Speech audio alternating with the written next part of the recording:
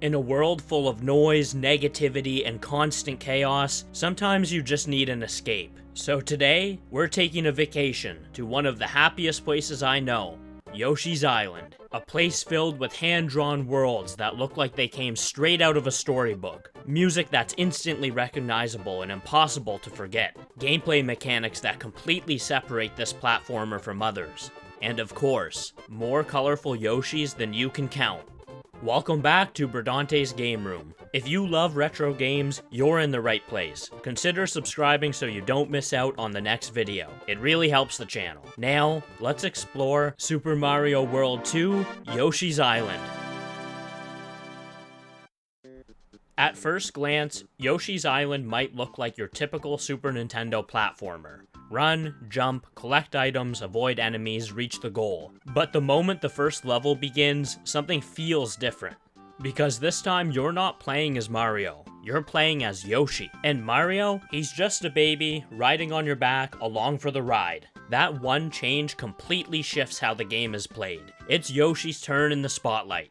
When Yoshi gets hit, you don't lose a life right away. Instead, baby Mario floats away in a bubble, crying for help as the timer begins to tick down from 10. And yes, he does not stop crying until you save him. If you don't reach baby Mario in time and that timer hits 0, Kamek's minions swoop in and carry him off. So now it's not just about avoiding damage, it's about recovering from getting hit quickly. It adds this sense of constant urgency and tension that some platformers just don't have, especially this early on. And that's just the beginning. Yoshi's movement is also completely unique. Of course he can jump, this is a platformer, but more importantly, he can flutter. That signature flutter jump lets you hover in midair, giving you a surprising amount of control. At first, it almost feels overpowered, like you can fix any mistakes before you hit the ground. But as the game goes on, you realize it's not just a safety net, it's essential. Levels are designed around it, pushing you to chain movements together, extend your jumps, and perform tricky platforming sections that just wouldn't be the same in a traditional Mario game. It cannot be understated how smooth jumping and fluttering through the air is in this game. The platforming sections show an incredible amount of polish. And then there's our main method of attack, the egg system. Instead of simply jumping on enemies, which you can also do if you want, Yoshi can swallow them and turn them into eggs. These eggs become your primary tool, both for combat and exploring levels. You can aim them with precision, bounce them off walls to hit distant enemies, activate objects, and use them to find hidden secrets. They're used to interact with the environment, uncover mystery clouds, and even solve puzzles that have been seamlessly woven directly into the level design. Throwing eggs is not just an attack, it's a core part of how you engage with the world. And when you combine everything, protecting baby Mario, the flutter jump, the egg mechanics, Yoshi's Island stops feeling like your standard platformer, and really starts separating itself from the rest. You've surely noticed by now, but there is something else that makes Yoshi's Island stand out, and that's the visuals. This game doesn't just look good for a Super Nintendo title. It looks completely different from everything else on the system. Yoshi's Island goes for a hand-drawn storybook aesthetic. Everything looks like it was sketched with crayons and brought to life. The backgrounds have this soft, almost watercolor feel, with uneven lines, pastel colors, and doodle-like details that make each level feel warm and playful. Even the terrain looks like it was drawn by hand, from wavy platforms to scribbled clouds and smiling flowers. And the enemies, just like the level designs, they are also bursting with personality. From the way they move to their exaggerated animations, everything feels expressive. It almost feels like you're playing through a Saturday morning cartoon. No aspect of a level feels lifeless. The entire world feels like it's constantly moving, and it seems to react when you run or flutter jump by. And what's really impressive is how well this style has aged. While a lot of games from this era can feel dated visually, Yoshi's Island still looks fresh today, because of the graphic style it chose. It fully leaned into the storybook idea and created something timeless. One of the biggest strengths of Yoshi's Island is its level design variety. This game constantly introduces new ideas, new mechanics, and new environments, making every stage feel memorable in its own way. Throughout your adventure, you'll explore lush, flower-filled fields bursting with color, deep underground cave systems packed with secrets, dense jungles crawling with enemies, dangerous platforming sections high above the clouds, and intimidating castles and forts filled with lava, traps, and challenging enemies. And somehow, around every corner, the game keeps finding new ways to surprise you. No two levels ever feel exactly the same. Some stages focus heavily on platforming precision, pushing you to master the flutter jump. Others lean into puzzle solving with the egg mechanics. And some levels completely change the pace altogether by introducing transformations, unique gimmicks, or creative set pieces. Because yes, Yoshi can literally transform into a helicopter and fly through the sky, or into a mole tank that digs through the ground, a submarine for underwater sections, a train, and even a car. And somehow, these transformations never feel out of place. Even Baby Mario gets moments to shine, transforming into Super Baby Mario and sprinting across walls with a cape, or smashing through obstacles. These transformations could have easily felt like gimmicks, but instead, they add even more variety to a game that already feels packed with ideas. What makes this even more impressive is how visually distinct every level feels. Each world has its own personality, atmosphere, and identity. The backgrounds, colors, enemies, and music all work together to make every stage feel handcrafted and memorable. And speaking of personality, you don't just play as one Yoshi throughout the entire game. Each stage features a different colored Yoshi, taking their turn carrying Baby Mario through the island. Green, red, light blue, orange. Gameplay-wise, they're all identical, but visually, it adds so much charm and individuality to the adventure. This may be a small detail, but it adds so much charm to the game. The enemies are just as varied as the stages themselves. You'll encounter classic Mario enemies like Shy Guys, Piranha Plants, Koopa Troopas, and Lakitu, but Yoshi's Island also introduces plenty of original enemies that fit perfectly into its strange and playful world. And my personal favorite? Blarg.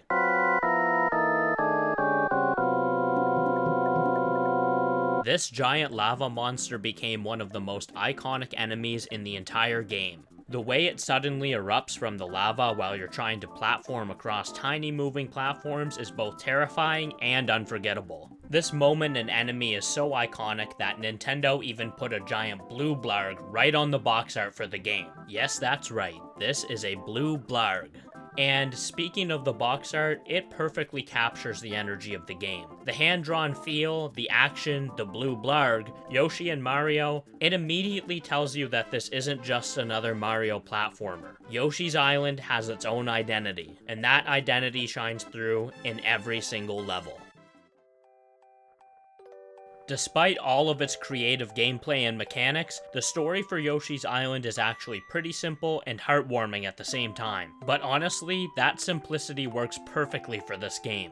The adventure begins with a stork carrying two babies across the sky, Baby Mario and Baby Luigi. But before they can reach their destination, disaster strikes. Kamek, an evil wizard, attacks the stork in an attempt to kidnap the Mario brothers. Baby Luigi is captured, but Baby Mario falls safely onto Yoshi's Island. And from that moment on, the Yoshis take it upon themselves to reunite the brothers and protect Baby Mario on their journey across the island. The story is straightforward, but it gives the entire game this storybook adventure feel that perfectly matches the art style. You're not trying to save the world from destruction. You're carrying a crying baby across a colorful island while being chased by an evil wizard. And somehow, it works perfectly. The structure of the game also keeps the adventure moving forward at a great pace. Yoshi's Island is divided into 6 different worlds, each containing 8 levels. Every world introduces new environments, mechanics, enemies, and challenges, slowly building upon the ideas introduced earlier in the game. The early stages ease you into the mechanics, but by the later worlds, the game expects you to fully understand Yoshi's movement, egg throwing, and platforming abilities. And while the game always maintains its playful and colorful atmosphere, don't let that fool you. Some of these later levels become surprisingly challenging. Each world also ends with a castle or fortress level featuring a boss fight. These boss battles are incredibly creative and make excellent use of Yoshi's abilities, testing mechanics that you've already spent the entire world learning and mastering. And this ties the gameplay directly into the story. Kamek appears at the end of each castle and uses his magic to transform ordinary enemies into giant, terrifying versions of creatures you've already encountered throughout the game. Something harmless and goofy all of a sudden becomes a threat, and that's exactly what makes the boss battles stand out. What about replayability? There is another layer to Yoshi's Island that encourages exploration beyond simply reaching the end of a level: the collectibles. Every stage contains 3 major collectibles to hunt down: red coins, flowers, and stars. Flowers are usually hidden throughout the levels and often reward careful exploration or clever use of Yoshi's abilities. Red coins blend in with regular coins, meaning you constantly have to pay attention to your surroundings if you want to find them all. And then there are the stars. Stars act as both a collectible and Yoshi's health system, increasing the amount of time you have to recover Baby Mario after taking damage. If you want to 100% a level, you have to complete it with 30 stars remaining, and they're also great for increasing Yoshi's survivability. At the end of every level, you spin a flower wheel. If you land on a flower, you have a chance to play a mini game to gain extra lives. These little diversions add even more charm to the experience, rewarding players with extra lives through games of chance, timing, or quick reactions. The collectibles are a small feature, but it gives completionists an extra incentive to fully explore each level instead of rushing straight to the goal.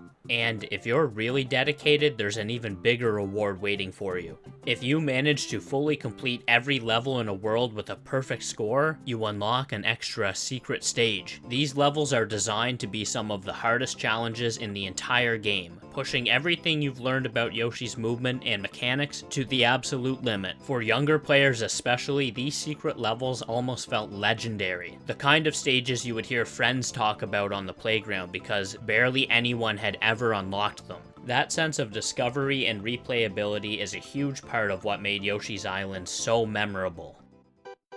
I hope you've been enjoying the deep dive into Yoshi's Island so far. Did you ever unlock the secret levels as a kid? Or maybe finally complete them as an adult? And if you've been enjoying this video, consider throwing a Yoshi egg at that subscribe button to join the game room. It really helps support the channel. There are plenty more retro game reviews on the way.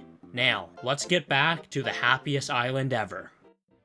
The music in Yoshi's Island deserves its own spotlight, so instead of immediately talking about it, I want you to listen to some of my favorite tracks in the game.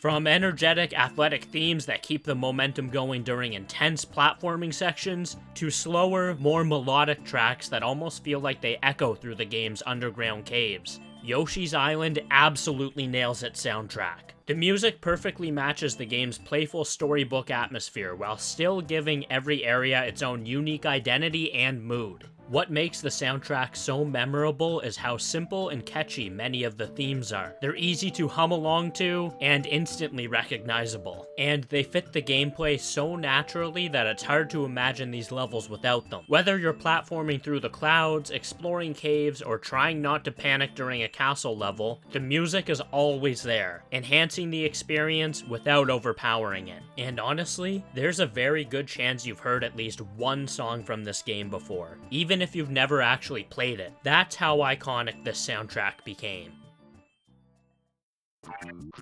This is what Baby Mario sounds like when he's crying. And trust me, that sound will be permanently burned into your brain after a full playthrough of Yoshi's Island. Thankfully, it's probably the only sound in the game that could be considered annoying, and that's by design. The game wants you to panic when Baby Mario floats away, not only because you're about to lose a life if the timer hits 0, but because you desperately want the crying to stop. It's actually a pretty clever piece of sound design when you think about it. The crying creates stress, urgency, and pressure almost instantly, forcing you to react as quickly as possible. And outside of Baby Mario's panic attacks, the rest of the game's sound design is fantastic. Every jump, enemy interaction, transformation, and egg throw has a satisfying amount of feedback and personality behind it. One of my favorite examples is the egg throwing. There's a distinct sound cue when Yoshi prepares to aim an egg, and another impactful sound when the egg launches. These sound effects give the mechanic a real sense of power, which is important considering how often you're going to be throwing eggs throughout the game. Even smaller sounds like collecting items, bouncing off of enemies, or flutter jumping have this cartoon-like charm to them that fits perfectly with the game's storybook presentation. Everything sounds playful, expressive, and memorable, and when you combine sound design with the soundtrack, visuals, and gameplay, Yoshi's Island creates an atmosphere that's incredibly hard to forget. Speaking of this game being hard to forget, what is my history with Yoshi's Island? Well, it goes way, way back. Back to when the Game Boy Advance SP was still current.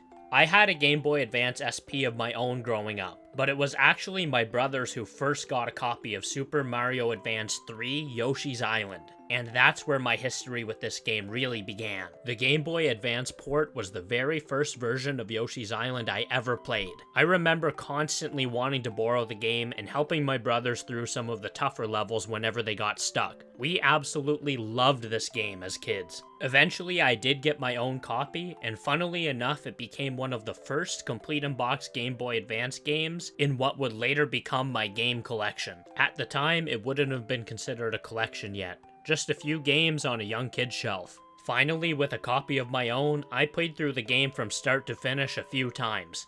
Honestly, all of the Mario Advance games hold a special place in my heart, but Yoshi's Island was always one of the standouts for me. So when it came time to replay the game for the video, I decided to go back to the original Super Nintendo version, a version I have never played before, using RetroArch. And after all of these years, I'm happy to say the game still completely holds up. From start to finish, I had an absolute blast replaying it. Running through levels I remembered so clearly from childhood, hearing the music again, rediscovering mechanics and secrets I hadn't thought about in years. It all came rushing back almost instantly. Even though the game isn't especially difficult for me anymore, it still managed to keep me engaged the entire way through.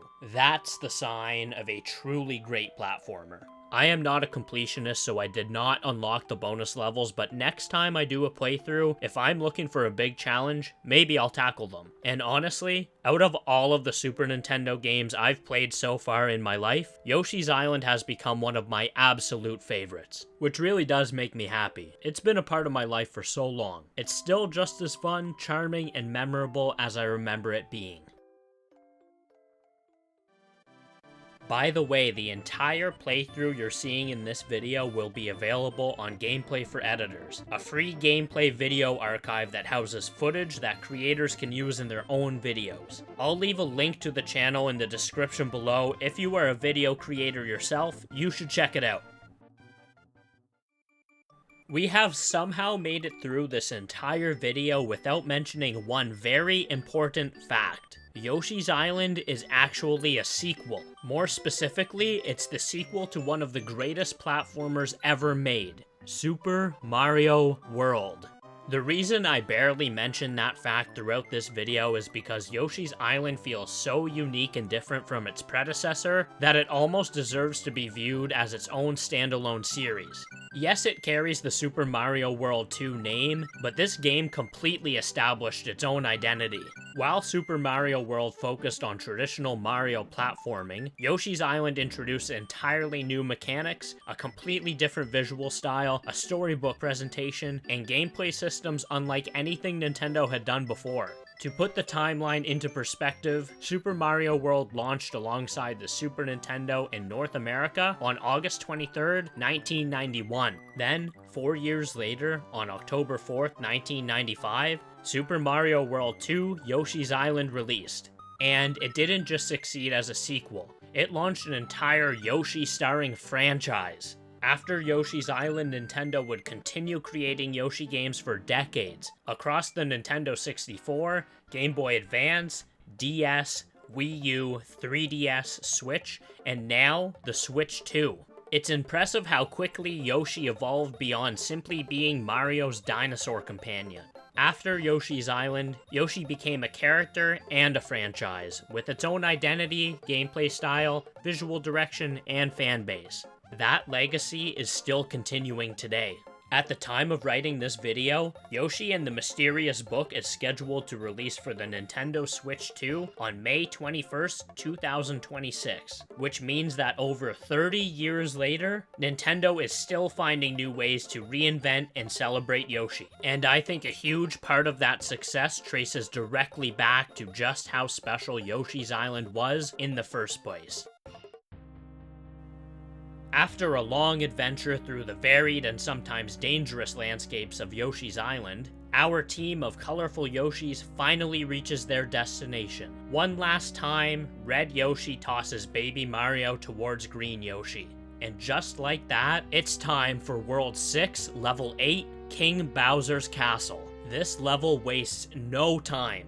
Starting the final stage with a helicopter transformation is such a bold way to open the finale. From there, the castle throws everything at you. Tight platforming, dangerous enemies, branching paths, and finally, a tense section where you must dodge Kamek's magic while carefully navigating across platforms. If you've made it this far, Yoshi's Island expects you to fully understand all of its mechanics. Flutter jumping, egg throwing, recovering Baby Mario quickly under pressure, everything comes together here. After surviving the castle and making your way past the giant red boss doors, you finally meet the final boss of the game, Baby Bowser. And honestly, the first phase of the boss fight is more funny than difficult. Baby Bowser stomps around the room, ground pounds the floor, and even tries to ride Yoshi himself in Baby Mario's place. But then, when you think the fight is over, Kamek intervenes. Using his magic, he transforms Baby Bowser into an absolutely gigantic monster, towering over the entire castle. Suddenly, the tone changes completely. Now this feels like the final boss battle. The music becomes intense, and giant Baby Bowser slowly marches towards you as fire rains down around the arena. For a game built around colorful, happy visuals and playful platforming, the finale feels shockingly epic. It's dramatic, creative, and memorable. Truly one of the best boss fights in the game. It's the perfect ending for a game that constantly surprised players with its creativity from beginning to end. After the battle is finally over, Baby Mario and Baby Luigi are reunited. As the credits roll, the game closes with a beautiful and heartwarming cutscene, showing the babies finally being delivered safely to their parents. After everything the Yoshis went through to protect them, it feels like the perfect conclusion to the adventure. More than 30 years after its release, Yoshi's Island still stands as one of the most creative and memorable platformers Nintendo has ever made. From its unique gameplay mechanics to its timeless hand-drawn visuals, its unforgettable soundtrack, creative level design, well-hidden secrets, and surprisingly epic finale. This game constantly finds ways to stand out from both other platformers on the Super Nintendo and even the Mario games that came before it. What could have simply been Super Mario World 2 became something entirely different, something with its own identity, its own style, and its own legacy that continues to this day. I think that's why people still talk about Yoshi's Island decades later. It has charm, it's creative, and above all else, it's just incredibly fun to play through. Whether you grew up with the game like I did, or you're experiencing it for the very first time, I genuinely think Yoshi's Island is a game every platforming fan should try at least once. This game is sure to leave you with a smile. Thank you all so much for joining me on this adventure through Yoshi's Island. If you enjoyed this video, consider leaving a like and subscribing to Berdante's Game Room for more retro gaming content in the future. And let me know in the comments, what's your favorite Yoshi color? Thanks for watching, and I'll see you all next time on Berdante's Game Room.